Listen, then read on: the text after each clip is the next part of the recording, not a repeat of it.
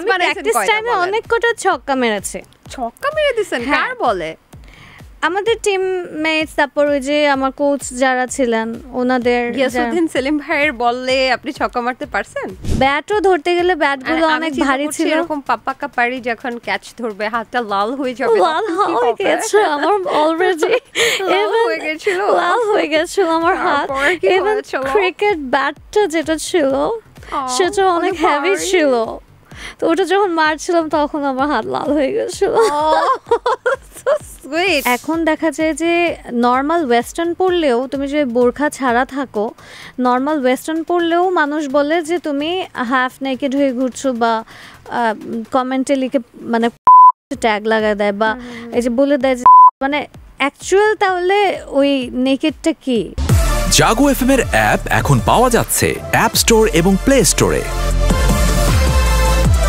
একটা বিষয় একটু জানতে ইচ্ছে করছে যে আমরা পোশাক নিয়ে অনেক কথা বললাম, যে এখন আপনি বললেন নারীরা সেফ না, তারপরে একটা বিষয় থাকে আমাদের পোশাকের স্বাধীনতা। আপনার কাছে পোশাকের স্বাধীনতা মানে কি? স্বাধীনতা মানে যেটা বোঝায় সেটাই আমার স্বাধীনতা, যে আমি যেভাবে চলতে চাই, যেটাতে কমফোর্টেবল সেভাবে যেন আমি চলতে পারি, আমাকে ওই স্বাধীনতাটা দেয়া।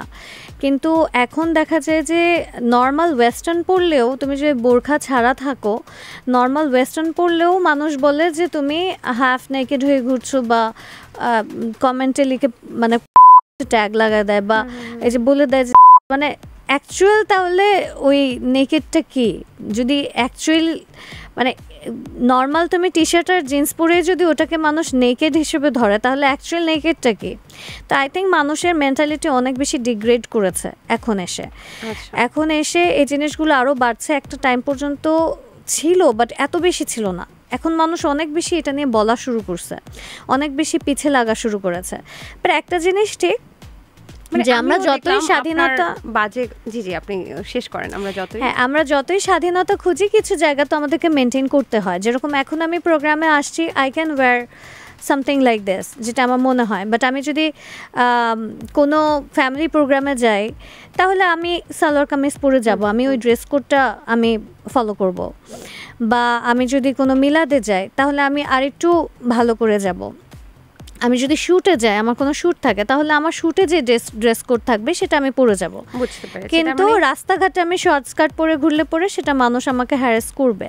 কিছু জায়গায় যদি আমরা ড্রেস কোডটা আমাদের সেফটির জন্য ম্যানেজ করতে পারি, তাহলে আমাদের জন্য better. But at the same time আমি বলবো যে তারপরও এটা আসলে কারো বলার রাইট রাখে না। আচ্ছা, অনেক গুরুগম্ভীর কথা বললাম, এখন একটু মজাদার কথায় আসি, ঠিক আছে? সেলিব্রিটি ক্রিকেট ট্রফিতে আপনি খেলছেন? ইয়েস। আচ্ছা, তো কত রান করলেন? চ্যাম্পিয়ন্স ট্রফিতে কত রান? আমি ব্যাটিং এ চান্সই পাই নাই। আচ্ছা, খালি বোলিং করলেন? না, বোলিং এও পারে না। মানে আমার টিমে অ্যাকচুয়ালি আমার টিমে বেসিক্যালি মেয়েরা যারা ছিল তারা অনেক ভালো খেলতো। হ্যাঁ, আমি বোলিং এত পারি না। আমি বোলিং করতে গেলে পরে আমার 2, 3, 4 ড্রপ খাইতে তারপর উইকেটে পৌঁছায়। তো মানুষ বেসিক্যালি মেয়েরা চাইলে পরে ওটাতে ব্যাট করতে পারবে না, সুইপ করতে হবে, ঝাড়ু দিয়ে আমার বলটা সরাতে হবে, এরকম একটা অবস্থা। সো হয় না, but I was good in batting. আমার ব্যাটিংয়ে থাকার কথা ছিল, কিন্তু আমাদের মাত্র 2 ওভার দেওয়া হয়েছিল। তো ফার্স্ট যে ওপেনিং মানে ব্যাটার্সরা ছিল, ওপেনিং ব্যাটার্সরা আউট না হলে তো আমি আর নামতে পারবো না। এই জন্য ওরা আউট হয়নি, আমি নামতেও পারিনি। আর বোলিংও করতে পারে নাই? বোলিং তো আমি পারি না।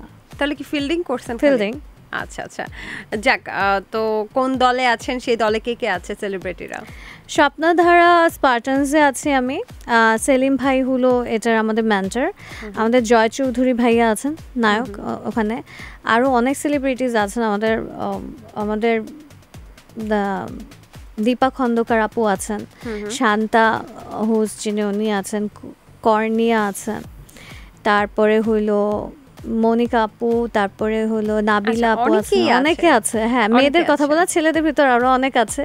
সো এতগুলো নাম হঠাৎ করে আমার মনে আসলে যাবে না। সেখানকার কোনো মজার অভিজ্ঞতা আছে? সেলিব্রিটি চ্যাম্পিয়ন্স, এটাকে champions trophy, celebrity champions trophy. হ্যাঁ, আচ্ছা, আমি ভেবেছিলাম সেলিব্রিটি ক্রিকেট লিগ, এটা আমার আগেরবার ছিল। সেলিব্রিটি ক্রিকেট ট্রফি ভেবেছিলাম, এখন সেলিব্রিটি চ্যাম্পিয়ন্স ট্রফি। তাহলে এটা আমার জানার ভুল ছিল, সরি। আচ্ছা, তো ওখানের মজার কোনো অভিজ্ঞতা? ধরেন ফিল্ডিং করতে গিয়ে মজা ধাপ তো করে পড়ে এটাই। গেলেন? হ্যাঁ, প্র্যাকটিসের সময় অনেকবার এরকম হয়েছে। ইভেন ক্যাচ তো আমি তো বল দেখলেই অনেক ভয় পাই। অ্যাকচুয়ালি আমি কখনো ক্রিকেট খেলি না আমার লাইফে, টু বি অনেস্ট। ছোটোবেলায় খেলেছি প্লাস্টিকের ব্যাট দিয়ে, যে বল আসলে পরে আমি এত ভয় পেতাম যে ব্যাট সহ আমি উড়াই দিতাম, মানে বলের সাথে ব্যাটও উড়ে যেত আর কি, এই টাইপের প্লেয়ার ছিলাম আমি।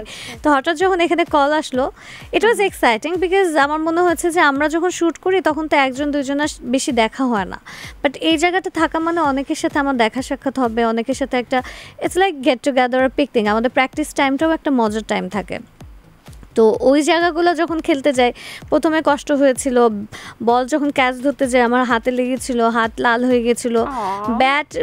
ব্যাটও ধরতে গেলে ব্যাটগুলো অনেক ভারী ছিল। এরকম পাপ্পাকা পারি যখন ক্যাচ ধরবে হাতটা লাল হয়ে যাবে, লাল হয়ে গেছে আমার অলরেডি, লাল হয়ে গেছিল আমার হাত।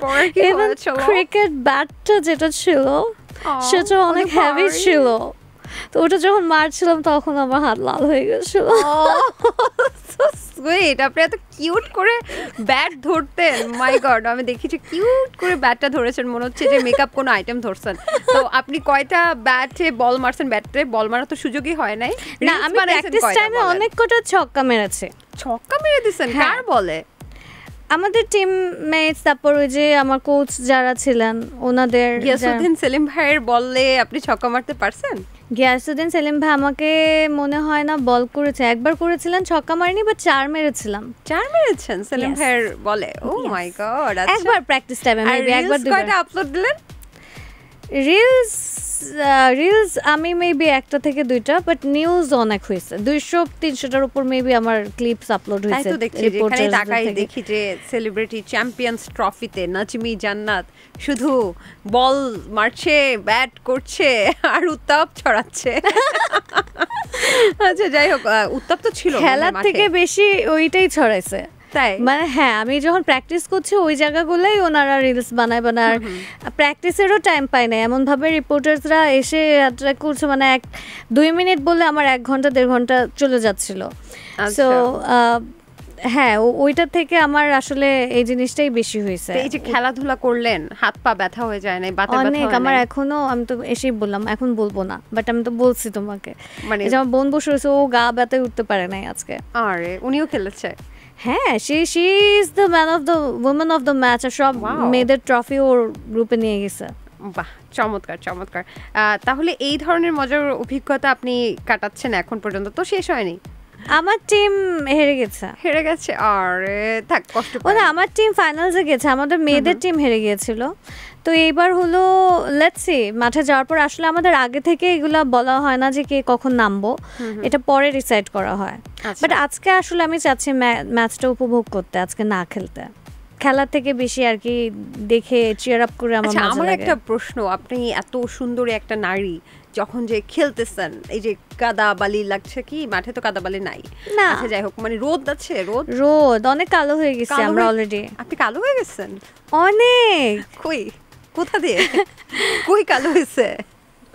ফেস পুড়ে গেছে, প্র্যাকটিসের সময় তো আমরা অনেক রোদে ছিলাম। হাত পুড়ে গেছে। আচ্ছা, হাত পুড়ে গেছে? কই, কিভাবে দেখাবো? আগে আসলে পরে তাহলে ডিফারেন্সটা দেখতে পারতাম, মানে প্র্যাকটিসের আগে আসলে। আপনি যদি কালো হন তাহলে আমার আর কোনো সংজ্ঞাই দিলাম না, ঠিক আছে? সুইট, ইউ লাইক আচ্ছা, সুইট চকলেট কুচু কুচু। ওকে। জাগো এফএম এর অ্যাপ এখন পাওয়া যাচ্ছে অ্যাপ স্টোর এবং প্লে স্টোরে।